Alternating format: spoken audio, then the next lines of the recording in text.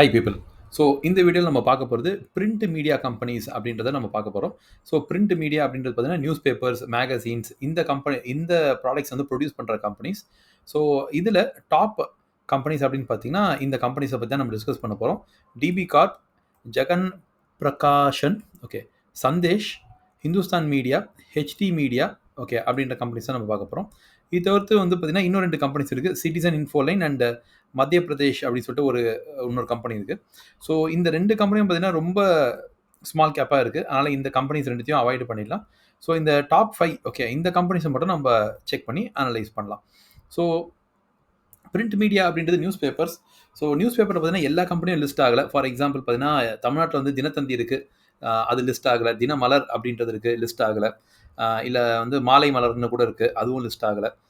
குமுதம், குங்குமம், ஓகே, ஆனந்த விகடன், இது எதுவுமே லிஸ்டான கம்பெனிஸ் இல்லை. ஓகேங்களா? ஸோ லிஸ்டானது பார்த்தீங்கன்னா மோஸ்ட்லி இது வந்து நார்த் இந்தியா, ஓகே, அது அங்கே இருக்க கம்பெனிஸ் தான் வந்து லிஸ்ட் ஆகிருக்கு. அதனால தான் பார்த்தீங்கன்னா இந்த கம்பெனிஸ் தான் என்ன பேப்பர் ப்ரொடியூஸ் பண்ணியிருக்கு, ஓகே, இதெல்லாம் என்ன கம்பெனி பேருன்னு கூட நமக்கு ஆக்சுவலி தெரியாமல் இருக்கிறதுக்கு ஒரு காரணம் வந்து இதுங்க எல்லாமே நார்த் இந்தியா கம்பெனிஸ். ஓகேங்களா? ஸோ இது நார்த் இந்தியாவோ இல்லை சவுத் இந்தியாவோ, ஸோ எந்த இந்தியாவில் எந்த பக்கம் இருந்தாலும் பார்த்தீங்கன்னா பிரிண்ட் மீடியா எந்த பக்கம் போகுதுன்னு பார்த்தீங்கன்னா அது டவுனில் தான் போகுது. ஓகே, ஸோ நீங்களே கடைசியாக எப்போ நியூஸ் பேப்பர் படிச்சுன்னு பாருங்கள். Okay, so daily news paper படிக்கிற ஹேபிட் இருக்குது, நிறைய பேருக்கு இருக்குன்னு நீங்கள் நினச்சிங்கன்னா அப்போ இந்த கம்பெனிஸ் வந்து நல்லா சம்பாதிக்கிறது தான் அர்த்தம். இல்லை நிறைய பேர் வந்து பார்த்தீங்கன்னா நியூஸ் பேப்பர் படிக்கிறதே விட்டுட்டாங்க அப்படின்னா இந்த கம்பெனிஸுக்கு சேல்ஸும் இல்லை, இன்கமும் இல்லை அப்படின்றது நமக்கு ஆப்வியஸாக டைரெக்டாகவே தெரியுது. ஓகே, ஸோ சரி, இது வந்து பார்த்தீங்கன்னா ஒரு டையிங் இண்டஸ்ட்ரி அப்படின்ற மாதிரி எடுத்துக்கலாம். ஓகே, இல்லை டிக்ளைனிங் இண்டஸ்ட்ரி அப்படின்னு எடுத்துக்கலாம். ஸோ இது வந்து பார்த்தீங்கன்னா அதோட லைஃப் வந்து ஆல்மோஸ்ட் ஓவர். ஸோ இந்த ஆல்மோஸ்ட் ஓவரான இந்த media companies, print media companies வந்து அதுலேயும் வந்து பார்த்தீங்கன்னா எதனா ஒரு சில கம்பெனி வந்து பார்த்தீங்கன்னா தாக்கு பிடிச்சி வேற மாதிரி டெவலப் ஆகலாம். இல்லை இதுங்க வந்து பார்த்தீங்கன்னா அந்த இண்டஸ்ட்ரி டிக்ளைன் ஆகும்போது கீழே போகும்போது இந்த கம்பெனிஸும் சேர்ந்து கீழே போயிட்டு கடைசியில் டெத் ஆகிடும். ஓகேங்களா? ஸோ இதுதான் வந்து யூஸ்வலி ஒரு இண்டஸ்ட்ரி வந்து பார்த்தீங்கன்னா முதல்ல ஸ்டார்ட் ஆகும், அப்புறம் பீக்குக்கு போகும், லாஸ்ட்டாக டிக்ளைன் போகும். சரி, ஒரு டைமில் ஒரு 50 இயர்ஸ் முன்னால் எடுத்துக்கோங்க, இல்லை நான் பார்த்தே வந்து பார்த்தீங்கன்னா ஒரு 25 இயர்ஸ் முன்னால் எடுத்துக்கோங்களேன். எல்லார் வீட்லையுமே வந்து நியூஸ் பேப்பர் வாங்குவாங்க, ரைட்? ஸோ நியூஸ் பேப்பர் வந்துன்றது எல்லார் வீட்லையுமே கம்பல்சரியாக வாங்கக்கூடிய ஒரு விஷயம். அதில் நியூஸ் பேப்பர் கம்பெனிஸ் வந்து 2 வகையாக அவங்க வந்து இன்கம் சம்பாதிப்பாங்க. ஒன்று நியூஸ் பேப்பர் விற்று அதுலேருந்து வர இன்கம், இன்னொன்று பார்த்தீங்கன்னா அட்வர்டைஸ்மெண்ட்ஸ். ஸோ 2 வகையில் வந்து பார்த்தீங்கன்னா உங்களுக்கு சூப்பராக வந்து 2 விதமான இன்கம்ஸ் வந்து நிற்கும் உங்களுக்கு. ஓகே, ஸோ அதே மாதிரி நியூஸ் பேப்பர் வந்து பொறுத்த வரைக்கும் பார்த்தீங்கன்னா இது வந்து ஒரு கம்பல்சரியாக வீட்டில் எல்லாரும் வாங்கக்கூடிய ஒரு விஷயம். அதனால் எப்பவுமே என்ன பண்ணுவாங்க பார்த்தீங்கன்னா இதில் கொஞ்சம் கொஞ்சமாக வந்து ஒரு 50 பைசா, ரூ. 1 அப்படின்னு சொல்லிட்டு இந்த ப்ரைஸை ஏற்றினே வந்தாங்க. பல வருஷமாக வந்து அப்படி தான் ஏற்றுனாங்க. ஒரு 25 பைசா அப்படிலாம் ஏற்றி நானே பார்த்துருக்கேன். ஸோ ஒரு லாஸ்ட் 25 இயர்ஸ் முன்னால் வந்து பார்த்தீங்கன்னா இது ஒரு சூப்பர் டூப்பரான பிஸ்னஸ். ஆனால் இப்போ இது பெரிய பிஸ்னஸ் இல்லை. ஓகே, ஏன் அப்படின்னு பார்த்தீங்கன்னா டிவி மீடியா வரும்போதே, ஓகே, டிவி வரும்போதே பிரிண்ட் மீடியா போயிடுச்சு. அதே மாதிரி இன்டர்நெட் கம்பெனிஸ் வந்த உடனே, ஓகே, யூடியூப், ஓகே, வாட்ஸ்அப், இல்லை உங்களோட இன்ஸ்டாகிராம், ஃபேஸ்புக் வரும்போது இந்த கம்பெனிஸ் கம்ப்ளீட்டாக போயிடுச்சு. ஸோ யாருமே இப்போ நம்ம காசு கொடுத்துலாம் இன்ஃபர்மேஷன் சர்ச் பண்ணுறதே இல்லை, எல்லாருமே நம்ம கூகுள் வழியாகவே செக் பண்ணிடுறோம். ஓகே, ஸோ இல்லை யூடியூப் வழியாக செக் பண்ணுறோம். அது மொத்தம் செலவே பண்ணாமல் நமக்கு இப்போ இன்ஃபர்மேஷன் கிடைக்குது. ஸோ அதனால் இந்த கம்பெனிஸுக்கு இப்போதைக்கு இவங்களுக்கு எந்த விதமான ஒரு பவருமே இல்லாமல் போயிடுச்சு. ஓகே, ஸோ அட்லீஸ்ட் போயிடுச்சு. இருந்தாலும் நம்ம இந்த இண்டஸ்ட்ரியை பார்க்கலாம். இதில் எதனா 1-2 கம்பெனியாவது வந்து பார்த்தீங்கன்னா நல்லா டெவலப் ஆகுமா அப்படின்றது நம்ம செக் வேணாலும் பண்ணி பார்க்கலாம். ஓகே, ஸோ நம்ம ப்ராஃபிட்லேருந்தே ஸ்டார்ட் பண்ணலாம். ஓகே, ப்ராஃபிட்டை பொறுத்த வரைக்கும் பார்த்தீங்கன்னா இந்த இண்டஸ்ட்ரியிலே வந்து ப்ராஃபிட் வந்து 2% தான் ப்ராஃபிட். சாரி, இண்டஸ்ட்ரின்னு நம்ம இதை சொல்ல முடியாது, பட் 2% இது வந்து பார்த்தீங்கன்னா ஸோ நெட் ப்ராஃபிட் பார்க்கலாம். ஸோ டிபி கார்ப்புக்கு வந்து ஒரு 15% ஆர் 16% ப்ராஃபிட் இருக்குது. சந்தேஷ் கம்பெனிக்கு வந்து பார்த்தீங்கன்னா 26% ப்ராஃபிட் இருக்குது. மற்றதெல்லாம் வந்து பார்த்தீங்கன்னா 10% கூட ஓகே அப்படின்ற அளவுக்கு சொல்லலாம். மீதி இருக்க 2 கம்பெனிஸ் நம்ம ஒரு 3 கம்பெனிஸ் கம்ப்ளீட்டாக விட்டுலாம். சிட்டிசன் இன்ஃபோலைன், மத்திய பிரதேஷ்னு ஒரு கம்பெனி இருக்குது, அப்புறம் என்கோடு பேக்கேஜிங்னு ஒன்று இருக்குது. ஸோ இந்த 3 கம்பெனி நம்ம கட் பண்ணிடலாம். ஏன்னா இதுதான் வந்து பார்த்தீங்கன்னா news paper print companies. So இதில் ஒரு 3 கம்பெனிக்கு நெட் ப்ராஃபிட் மார்ஜின் இந்த இயருக்கு நல்லா இருக்குது. அண்ட் சேல்ஸை பொறுத்தவரைக்கும் பார்த்தீங்கன்னா சேல்ஸ் ஒன்றும் பெருசாகவே இருக்காது இந்த கம்பெனிங்களுக்கு. ஏன் அப்படின்னு பார்த்தீங்கன்னா அதான் யாருமே நியூஸ் பேப்பரே வாங்குறது இல்லையே, அப்புறம் எப்படி சேல்ஸ் நடக்கும்? ஸோ இது பார்த்தீங்கன்னா லாஸ்ட் 5 இயர்ஸ்லேயே இவங்க சேல்ஸ் வந்து 1% தான் இருக்குது. இங்கே பார்த்தீங்கன்னா 2% கீழே போயிடுச்சு, 3% டவுனு, 1% டவுனு அண்ட் 2% டவுன் அப்படின்னு சொல்லிட்டு பார்த்தீங்கன்னா ஆக்சுவலி இதில் க்ரோத்தே இல்லை, டீக்ரோத் ஆகுது. அது க்ரோத் இல்லாமல் பார்த்தீங்கன்னா யாருக்கும் சேல்ஸ் கம்மியாகினே போகுது ஒரு வருஷமும். இதில் வந்து பார்த்தீங்கன்னா இதுவே க்ரோத்தே இல்லாத ஒரு செக்டர் இது. ஓகே, இது ஒரு க்ரோத்தே இல்லாத செக்டர். இந்த growth இல்லாத செக்டர்ல யூசுவலி இன்வெஸ்ட் பண்ணக்கூடாது. அட்லீஸ்ட் வேற எதனா ஒரு விஷயத்துல நல்லா இருந்ததுன்னா பண்ணலாம். அண்ட் ப்ராஃபிட்ல பார்த்தீங்கன்னா வந்து 6% தான் அவங்க ப்ராஃபிட் ஏறி இருக்கு. இவங்களுக்கு அது கூட ஏறல. இவங்களுக்கும் 6% தான் ஏறி இருக்கு. மத்த கம்பெனிஸ் எல்லாமே டவுன். ப்ராஃபிட் வந்து இவங்களுக்கும் டவுன். இந்த கம்பெனிக்கும் டவுன். ப்ராஃபிட் வந்து 5 இயர்ஸ்ல வந்து டவுன். அப்ப இதுல என்ன தெரியுதுன்னா நமக்கு சேல்ஸும் டவுன். ஓகே. ஸோ ஒரே நிமிஷம் இருங்க. ஸோ நல்ல விஷயத்த நோட் பண்ணிக்கலாம். ஓகே. இந்த ஒரு கம்பெனிக்கு மட்டும் தான் சேல்ஸ் இம்ப்ரூவ் ஆயிருக்கு. இந்த ஒரு கம்பெனிக்கு ப்ராஃபிட் இம்ப்ரூவ் ஆயிருக்கு. இந்த ஒரு கம்பெனிக்கு ப்ராஃபிட் இம்ப்ரூவ் ஆயிருக்கு. ஸோ ஆல்மோஸ்ட் நீங்க பார்த்தீங்கன்னா, இன்னும் சேல்ஸ் குரோத்தும் பெருசா இல்ல. ப்ராஃபிட் குரோத்தும் ரொம்ப பெருசாலாம் இல்ல. மொத்தம் இந்த செக்டர் வந்து பார்த்தீங்கன்னா, இது ஆல்மோஸ்ட் ஒரு டிக்ளைனிங் செக்டர் தான். ஓகே. அப்புறம் ஏன் டிக்ளைனிங் செக்டர் நம்ம பார்க்குறோம் அப்படின்னு பார்த்தா, அப்பதான் உங்களுக்கு ஒரு குரோத் செக்டருக்கு ஒரு டிஃபரன்ஸ் தெரியும் உங்களுக்கு. ஓகே. இந்த மாதிரி ஒரு செக்டருக்கும், ஒரு குரோத் ஆகிற செக்டருக்கும் உங்களுக்கு ஒரு கிளியரா டிஃபரன்ஸ் தெரியணும் அப்படின்னா, இது மாதிரி கம்பெனிஸும் நம்ம வந்து செக் பண்ணா தான் நமக்கு தெரியும். ஓகே. இப்படியே ஒரு செக்டர் இருக்குன்னு. So asset turnover issue. So சேல்ஸே ஆகல. இதில அசெட் டர்ன் ஓவர் ஆனா என்ன? ஆகலன்னா என்ன? அப்படின்ற மாதிரி தான் இருக்கு. இருந்தாலும் நம்ம அசெட் டர்ன் ஓவர்ல பார்த்தா, இது நல்ல அசெட் டர்ன் ஓவர். இதுவும் ஒரு நல்ல அசெட் டர்ன் ஓவர். மத்தவங்கலாம் ரொம்ப மோசமா இருக்கு. ஓகேங்களா? இதுவும் வந்து பார்த்தீங்கன்னா, ஓரளவுக்கு பரவால்ல. அதாவது என்னன்னா, இவங்க மெஷின்ஸ்லாம் வச்சிருக்காங்க. மெஷின் வச்சிருக்கலாம், லேண்ட் வச்சிருக்கலாம், பில்டிங் வச்சிருக்கலாம். ஆனா அது எதுவுமே வந்து சேல்ஸ் பண்றதுக்கு அதுங்க எதுவுமே ஹெல்ப் பண்ணல. ஓகேங்களா? ஸோ ஒரு 3 கம்பெனி தான் ஓகேஷா இருக்கு. மீதி இருக்கிற 2 கம்பெனி சுத்தமா அது பெருசா இருக்கிற அசெட்ஸ அவங்க யூஸே பண்ணல. இந்த கம்பெனி கடன் வாங்கியிருக்காங்களான்னு பார்த்தா, கடன் வாங்கி இவங்க என்ன பண்ண போறாங்க? ஏன்னா சேல்ஸே இல்லாத கம்பெனிக்கு என்ன பண்ண போறாங்க? ஓகே. பெருசா ஆக்சுவலி கடன் வாங்கல யாருமே. ஓகே. இவங்கலாம் பாருங்க 13%, 10% வந்து கடனே இல்ல. சுத்தமா வந்து கடன் இல்ல. கடனே இல்ல. ஓகே. அதுலயும் ஒருத்தவங்க வந்து பார்த்தீங்கன்னா, ஒரு 40% கடன் வாங்கியிருக்காங்க. ஓகேங்களா? ஸோ அத விட்டுருங்க. அவங்க பேடா இருக்காங்க. இன்ட்ரெஸ்ட் கவரேஜ் பொறுத்தவரைக்கும் அட்லீஸ்ட் இவங்களால இன்ட்ரெஸ்ட் வந்து பே பண்ணிட முடியும் அப்படின்றது கிளியரா நமக்கு இங்க தெரியுது. இவங்களால இன்ட்ரெஸ்ட் பே பண்ண முடியும். ஓகே. இவங்க அதுவும் பண்ண முடியாது. ஸோ இவங்களால இன்ட்ரெஸ்ட்டும் பே பண்ண முடியாது. ஓகே. ஸோ அந்த மாரி ஒரு கம்பெனியா இருக்கிறாங்க. கஷ்டமா இருக்கும் இவங்களுக்கு இன்ட்ரெஸ்ட் பே பண்றது. ஆர்ஓசிய பொறுத்தவரைக்கும் பார்த்தீங்கன்னா, இருக்கிறதுலே சூப்பரா இருக்க ஒரே ஒரு கம்பெனி இவங்க தான். 21% ஆர்ஓசி வச்சிருக்காங்க. மத்தபடி மத்த கம்பெனிஸ் ஒண்ணும் பெருசா சொல்ற அளவுக்கு ஒண்ணும் இல்ல. இவங்களுக்கும் ஆர்ஓசி நல்லா இருக்கு. ஸோ ஓவரால் இந்த செக்டர்ல பார்த்தீங்கன்னா, ஓகே. இவ்ளோ விஷயமும் வந்து பார்த்தீங்கன்னா, ஒண்ணும் பெருசா நல்லா இல்ல அப்படின்ற பட்சத்திலயுமே பாருங்க, டிபி கார்ப் இந்த செக்டர்லயே ஓரளவுக்கு கொஞ்சம் நல்லா இருக்கு. ஏன்னா நெட் ப்ராஃபிட் இருக்கு, சேல்ஸ் குரோத்ன்னு ஒண்ணு இருக்கு, ப்ராஃபிட் குரோத்ன்னு ஏதோ ஒண்ணு இருக்கு, அசெட் கவரேஜ் ஓரளவுக்கு இருக்கு. ஓகே. அசெட் டர்ன் ஓரளவுக்கு இருக்கு. கடன் வாங்கல, வட்டி ஈஸியா கட்ட முடியும். ஆர்ஓசி நல்லா இருக்கு. அதனால தான் பாருங்க இந்த செக்டர்லயே இவங்களுக்கு தான் வந்து நல்ல பிஇ மார்க்கெட் குடுத்துருக்கு.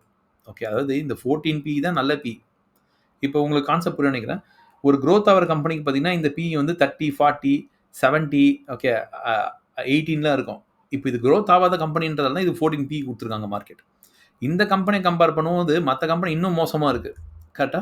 அதனால தான் பாருங்க இந்த கம்பெனிக்குலாம் 10 பிஇ குடுத்துருக்காங்க. ஓகே 10 பிஇ குடுத்துருக்காங்க. ரொம்ப மோசமா இருக்கு. இந்த கம்பெனிக்கு வேணா 7 பிஇ குடுத்துருக்காங்க. ஓகே. சம்மந்தமே இல்லாம இந்த கம்பெனிக்கு ஏன் 32 பிஇ இருக்கு அப்டின்னா, அது நம்ம ரிசர்ச் பண்ணா தெரியும். ஏன்னா, எந்த ஒரு ஃபேக்டர்லயுமே இது வந்து ஒண்ணும் பெருசா நல்லா இல்ல. ஓகே. மார்ஜின் இல்ல, குரோத் இல்ல, ப்ராஃபிட் குரோத் இல்ல. அதே மாரி பார்த்தீங்கன்னா, கடன் அதிகமா வாங்கியிருக்காங்க, டர்ன் ஓவர் இல்ல. எல்லா வகையிலுமே ஹெச்டி மீடியா மோசமா இருக்கு. ஆனா, ஏன் மார்க்கெட் இதுக்கு 32 பிஇ குடுத்தாங்க அப்டின்னா, அதுதான் இதோட என்ன சொல்றது? ஒரு விதமான ஒரு ஒரு ஒரு புதிரா இருக்கு. ஓகே. அப்புட்ன்னா, அதுக்கு வேணா நீங்க ரிசர்ச் பண்ணலாம். ஆனா, இத ரிசர்ச் பண்ணியும் பெருசா நீங்க சம்பாதிக்க முடியுமான்னா, எனக்கு தெரிஞ்சு இல்லன்னு தான் நெனைக்கிறேன்.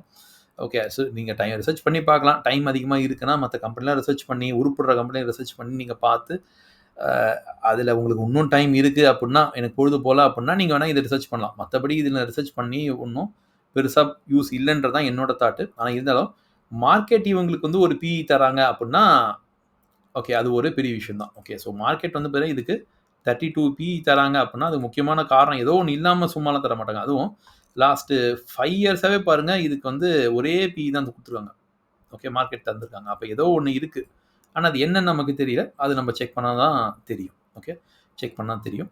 ஸோ மத்தபடி இந்த செக்டர்ல ஓரளவுக்கு பெட்டர் கம்பெனி எதுன்னு பார்த்தீங்கன்னா, அது ஆப்வியஸ்லி ஓகேங்களா? அது ஆப்வியஸ்லி டிபி கார்ப் மாரி தான் இருக்கு.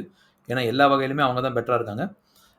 மத்த எல்லா கம்பெனியும் வந்து குரோத்தே வந்து மோசமா போயின்னு இருக்கிறதால நம்ம அதெல்லாம் கன்சிடர் பண்றதே வேஸ்ட். ஓகே. அப்போ இந்த கம்பெனிஸ் எப்படி மூவ் பண்றாங்க அப்படின்றது தான் இதுல ஒரு யூனிக்கான ஒரு விஷயம்.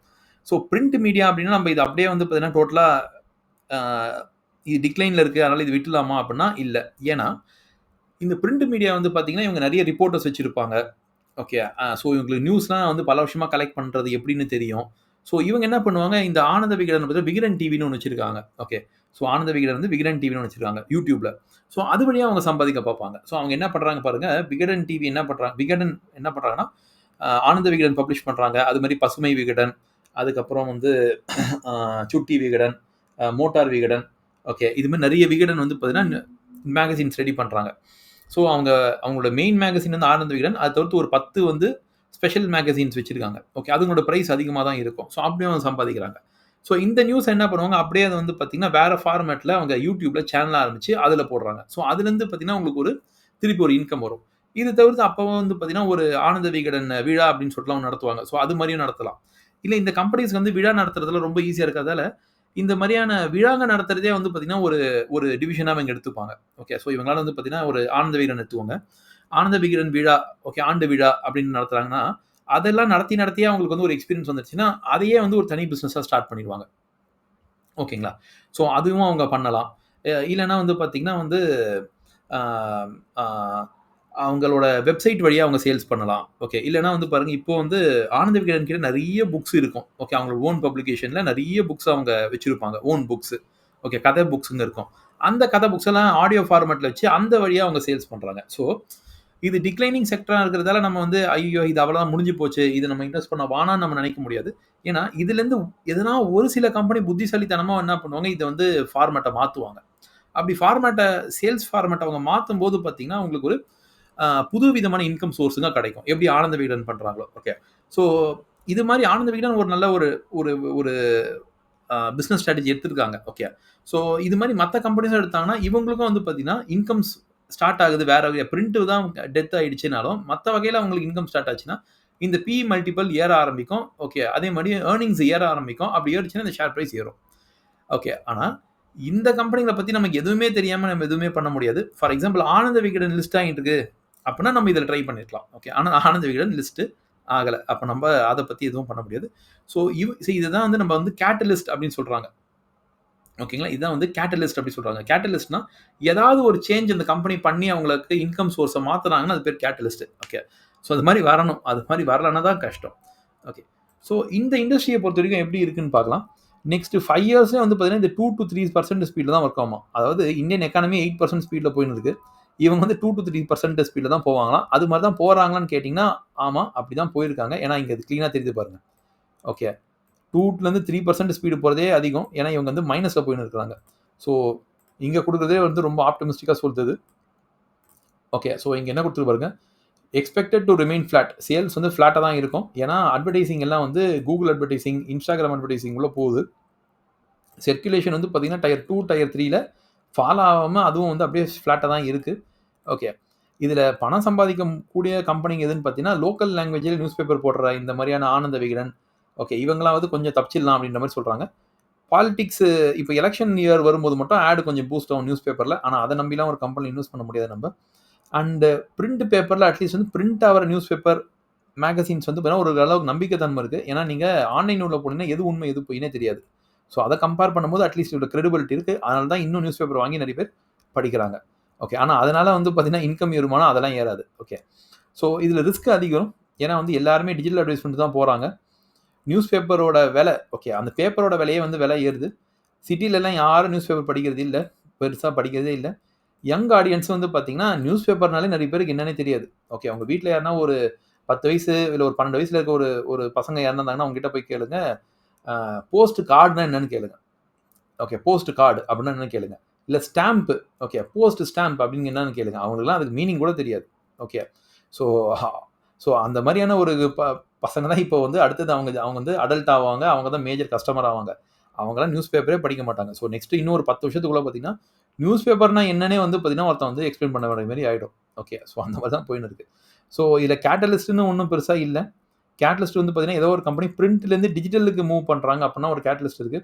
அதே மாரி வந்து பார்த்தீங்கன்னா, ஆ உங்களுக்கு நியூஸ் பேப்பரோட விலை கம்மியாச்சுன்னா வேணா லாபம் இருக்கு. ஆனா இதெல்லாம் பெரிய லாபம் இல்லைங்க. அவங்களுக்கு மெயின் லாபம் வந்து இந்த நியூஸ் பேப்பர் கம்பெனி வந்து டிஜிட்டல் கம்பெனியா மூவ் ஆனா தான் இதுல லாபம் இருக்கு. ஓகே. ஸோ இந்த செக்டர்லேருந்து நம்ம பணம் சம்பாதிக்கிறோமா அப்படின்றது முக்கியம் இல்ல. இப்படியும் ஒரு செக்டர் இருக்கு. இப்படி தான் ஒரு செக்டர் வந்து டிக்ளைனிங் இல்ல டெத் ஸ்டேஜ்க்கு போகும். அங்கேருந்து அது வந்து திருப்பி மேல எழும்பணும்னா, அதுக்கு ஒரு சில வழிங்க தான் இருக்கு. அப்படின்ற மாரியான ஒரு ஐடியா தான் இந்த வீடியோல நம்ம பார்த்திருக்கோம். ஓகே. ஸோ ஹோப் உங்களுக்கு இந்த வீடியோ புடிச்சிருக்கும்னு நெனைக்கிறேன். ஸோ நெக்ஸ்ட் வீடியோல நம்ம மீட் பண்ணலாம். Thank you guys. ஸோ உங்களுக்கு இந்த வீடியோ புடிச்சிருந்தா லைக் பண்ணுங்க. உங்க ஃபிரெண்ட்ஸோட இந்த வீடியோவ ஷேர் பண்ணுங்க. அண்ட் மறக்காம சப்ஸ்கிரைப் பண்ணுங்க. ஸோ உங்களுக்கு எதனா டாபிக்ஸ்ல நாங்க வீடியோ ரெடி பண்ணணும்னு நெனச்சீங்கன்னா, அத கமெண்ட் செக்ஷன்ல போடுங்க. நாங்க கிரியேட் பண்றோம். So thank you guys. Next வீடியோல மீட் பண்ணலாம்.